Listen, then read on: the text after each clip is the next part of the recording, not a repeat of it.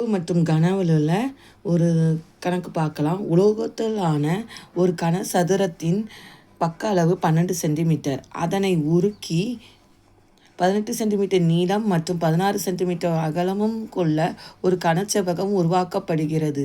அந்த கனசெவ்வகத்தின் உயரத்தை காண்கன்னு சொல்கிறாங்க.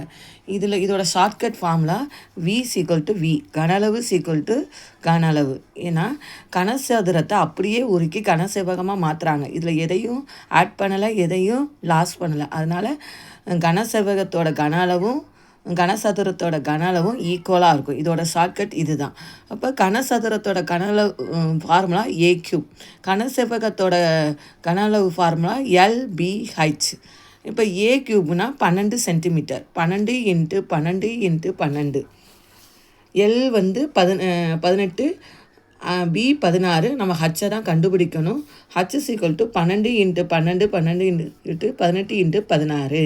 இப்போ 3 2 12, 4 2 16, 1 4 3 12, 1 3 3, 6 3 18, 1 6 6, 12. அப்போ பேலன்ஸ் என்ன இருக்குது?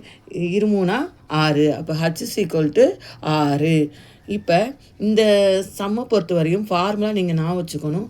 அதில் இம்பார்ட்டன்ட் ஃபார்முலா கனசதுரத்தின் கன அளவு A3, கனசெவ்வகத்தின் கன அளவு LBH. இது கனசதுரத்தின் புறப்பரப்பளவு ஃபார்முலா 6A² கனசெவ்வகத்தின் பரப்பளவு ஃபார்முலா 2 LB + BH + LH. இந்த பரப்பளவு மற்றும் கன அளவு சம்மில் நீங்கள் ஃபார்முலா மட்டும் மனசுனா ஈஸியாக செஞ்சிடலாம்.